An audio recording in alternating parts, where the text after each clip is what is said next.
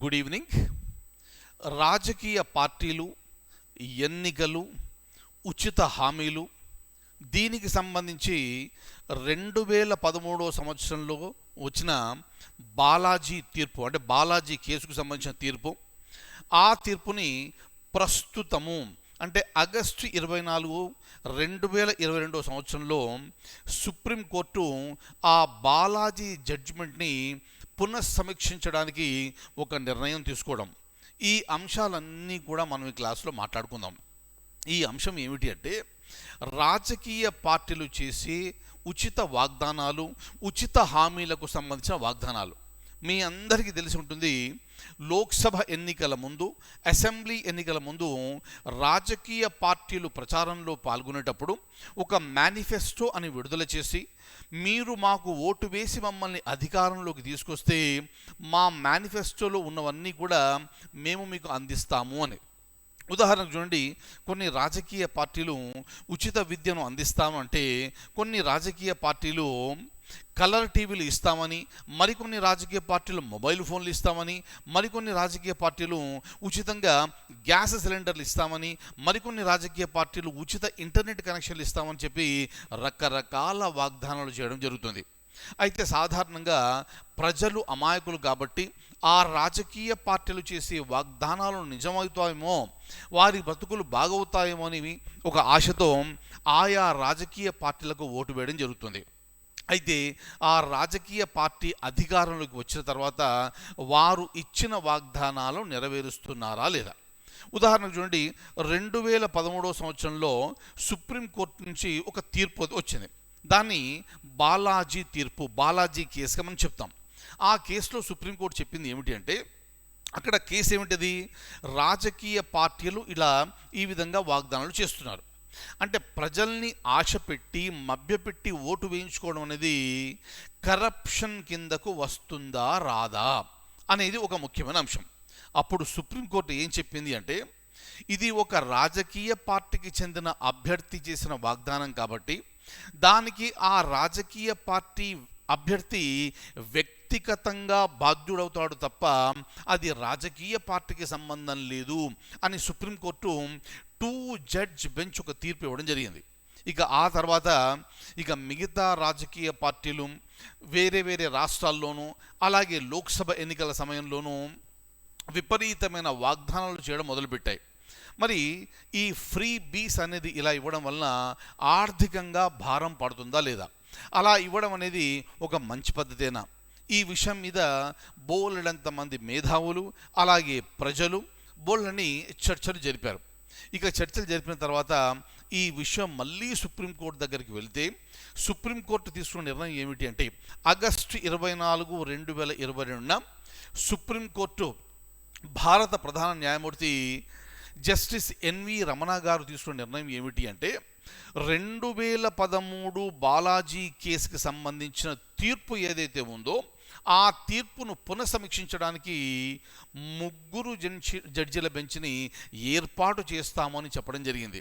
అంటే ఇక్కడ కంటెన్షన్ ఏమిటి అంటే, ఒక రాజకీయ పార్టీకి చెందిన అభ్యర్థి వాగ్దానం చేస్తే ఆ రాజకీయ పార్టీ అభ్యర్థి బాధ్యుడవుతాడా, లేక రాజకీయ పార్టీని బాధ్యుల్ని చేయవచ్చునా అనేది ఒక అంశం. ఇక్కడ జస్టిస్ ఎన్వి రమణ గారి ప్రకారంగా, అలాగే మరికొంతమంది కేసు పిటిషనర్స్ ప్రకారంగా, రాజకీయ పార్టీ అభ్యర్థిని, రాజకీయ పార్టీని వేరు చేసి చూడకూడదు. ఒక అభ్యర్థి వాగ్దానాలు చేశాడు అంటే రాజకీయ పార్టీ చెబితేనే చేస్తాడు తప్ప ఆ వ్యక్తి తన సొంతగా అటువంటి వాగ్దానాలు చెయ్యడు. ఈ అంశం మీద 2013కు సంబంధించిన సుప్రీంకోర్టు తీర్పుని పునఃసమీక్షించడానికి 3 జడ్జీల బెంచ్ని ఏర్పాటు చేయడం జరిగింది. అలాగే ఇదే సమయంలో మనకు section 123 of representation of people's act, ప్రజా ప్రాతినిధ్య చట్టం, దీనికి సంబంధించిన ఈ సెక్షన్ కూడా మనకు డిస్కషన్లోకి వస్తుంది. ఒకసారి ఈ డాక్యుమెంట్ చూడండి. సో ఇది మనకున్న అంశం. ఇక 2013లో ఇచ్చిన జడ్జిమెంట్, దాన్ని పునఃసమీక్షించడానికి, అసలు ఈ రిప్రజెంటేషన్ ఆఫ్ పీపుల్స్ యాక్ట్ అనేది ఏం చెబుతుంది అని చూడడానికి, అలాగే 2013లో Subramaniam Balaji versus government of Tamil Nadu ఈ తీర్పులో సుప్రీంకోర్టు చెప్పింది. వీటన్నిటిని కూడా ఈ ఉచిత హామీలు ఏమైతే ఉన్నాయో, ఈ గిఫ్ట్లు ఏమైతే ఉంటాయో, దీన్ని ఏమంటారంటే ఫ్రీ బీస్ అంటారు, దాని మీద పునఃసమీక్షించడానికి ఆగస్టు 24, 2022న భారత ప్రధాన న్యాయమూర్తి జస్టిస్ ఎన్వి రమణ గారు చెప్పడం జరిగింది. Very very very important one. అయితే 2013లో జడ్జిమెంట్ ఇచ్చింది ఎవరంటే దాన్ని 2 జడ్జ్ బెంచ్. ఇటువంటి తీర్పుని పునఃసమీక్షించాలి అంటే 3 జడ్జీల బెంచ్ అనేది ఉండాలి.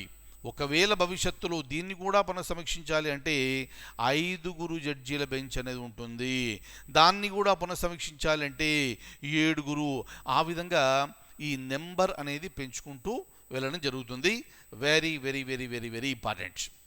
సో ఈ పాయింట్స్ అన్ని కూడా జ్ఞాపకం పెట్టుకోండి.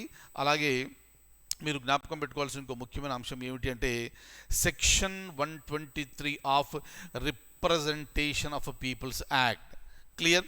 ఇక దీని ప్రకారంగా కరప్ట్ ప్రాక్టీసెస్ అంటే ఏమిటి, బ్రైబరీ అంటే ఏమిటి? సో దీని ప్రకారంగా ఏంటంటే ఒక గిఫ్ట్ కానీ, ఆఫర్ కానీ, ప్రామిస్ కానీ చేస్తూ దాని ద్వారా ప్రత్యక్షంగా కానీ పరోక్షంగా కానీ ఓటర్లపై ప్రభావం చూపితే దాన్ని బ్రైబరీ అని అంటారు అనేది section 123 representation of people's act చెబుతుంది. దీనికి సంబంధించి ఇక ప్రస్తుతం ఏర్పాటు చేయబోతున్న 3 జడ్జ్ బెంచ్ అది ఏం చెప్తుందో అనేది మనం వేసి చూడవలసిన అంశము.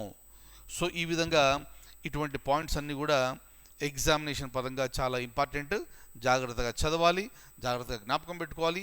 ఎగ్జామినేషన్లో వచ్చినప్పుడు సరిగ్గా గుర్తించి ఒక మార్క్ తెచ్చుకోవడానికి మనం ప్రయత్నించాలి. Thank you so much. I will see you in the next session.